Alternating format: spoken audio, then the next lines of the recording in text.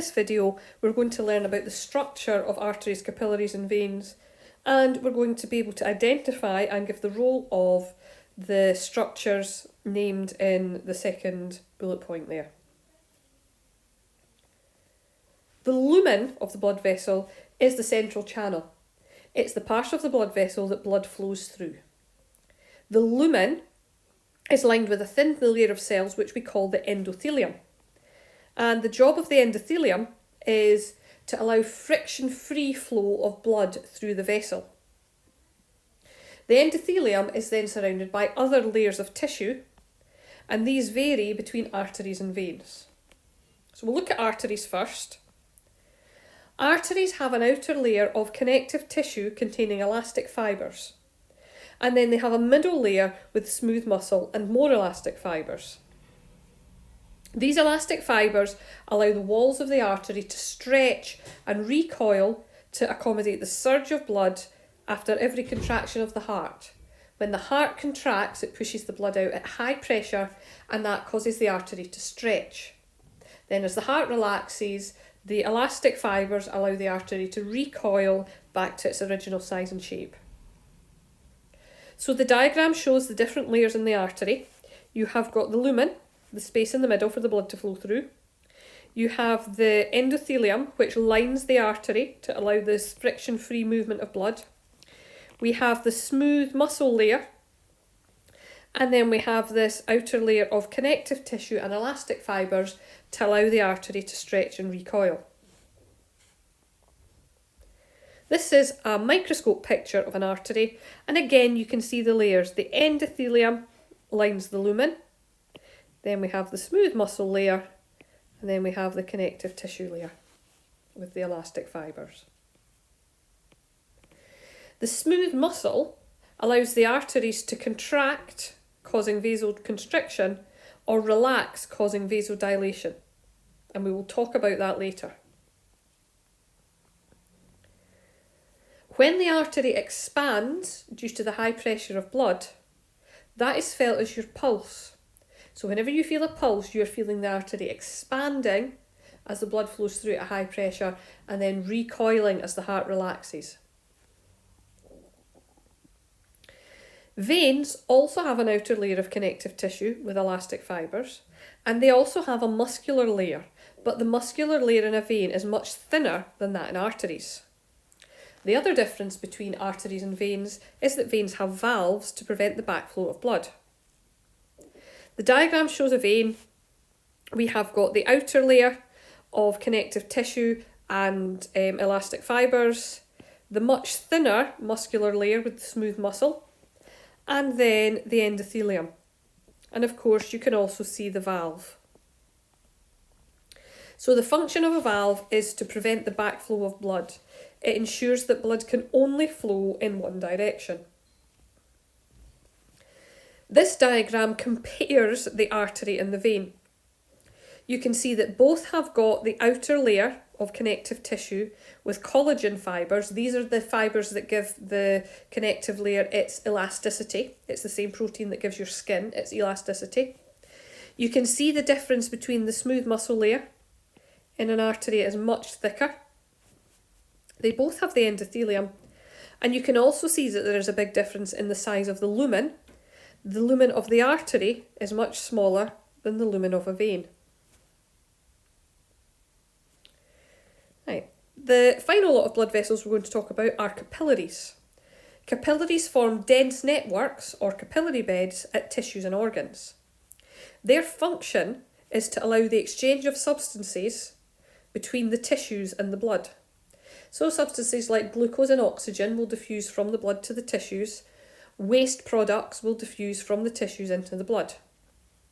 In order to allow this to happen, the capillaries have walls that are very thin. In some cases, they are only 1 cell thick. This makes sure the diffusion happens quickly. Capillaries also have a large surface area, which also allows diffusion to take place as quickly as possible. This diagram shows the positions of some of the main capillary beds in the body, and you can see that the aorta leaves the heart and all the arteries branch off. They divide into smaller vessels, eventually becoming capillaries, and then the capillaries link back up together, eventually forming veins, which lead into the vena cava and take the blood back to the heart. This diagram shows how all the blood vessels are linked together. So again, we have the blood leaving the heart in arteries. The arteries divide into smaller vessels called arterioles. The division continues until we get to the tiny capillaries. The capillary bed is where the exchange of materials takes place. The capillaries eventually link up together to form venules, which feed into veins, which return blood to the heart. So definition of arterioles, which is a small branch of an artery which leads into capillaries, and a venule, which is a very small vein which collects blood from the capillaries and leads into the vein. Vasoconstriction and vasodilation are very important in controlling the blood flow, and we need to be able to describe how this happens. We will have heard these terms before, particularly vasodilation, because we learned about vasodilation when we learned about inflammation and how the blood vessels dilate to increase the blood supply to an infected area, increase the delivery of white blood cells and clotting factors to aid with healing. Vasodilation happens when the smooth muscle in the wall of the arteriole relaxes. That makes the lumen wider, meaning that more blood can flow through it. Vasoconstriction happens when the smooth muscle in the wall of the arteriole contracts.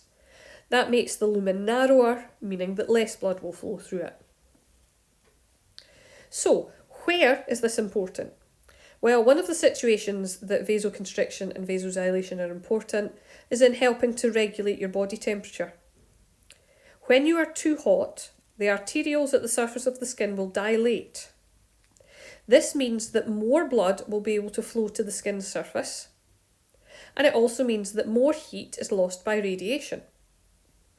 It's also why you go a bit pink when you're too hot, because of the increased blood flow to your skin.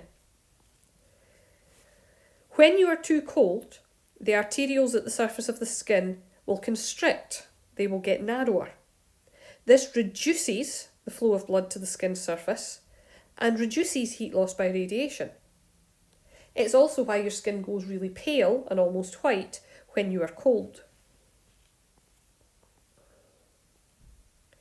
One of the other functions of vasoconstriction and vasodilation is to control blood flow to different parts of the body in different circumstances. For example, during exercise. When you are exercising, there will be vasodilation causing widening of the arterioles in those tissues that are active. So say you're going for a run, the active tissues will be those in your legs, the muscles in your legs. So vasodilation in the arterioles leading to your leg muscles will increase the blood supply to those tissues. Those tissues that are not so active at that time, say for example the organs in your digestive system, they will not need such a supply of blood, so vasoconstriction will happen in the arterioles supplying those tissues. That will reduce the blood supply to those tissues. Now, every living cell in your body requires a blood supply all the time to make sure it's got nutrients and to be able to take away wastes. But sometimes if those tissues are active and need more glucose and oxygen, you will need to increase the blood supply. And that's why it's important for your body to be able to redistribute the blood supply to where it is most needed. You can see that in this table. The blood supply to the brain stays relatively constant. However, the blood supply to the heart muscle increases markedly, as does the blood supply to the actively respiring muscle. Blood supply to the skin also increases because your skin has got a big role to play in temperature regulation. However, blood supply to the abdominal organs, your digestive system, will decrease. It won't stop, but it will decrease to allow the blood flow to go to where it is most needed.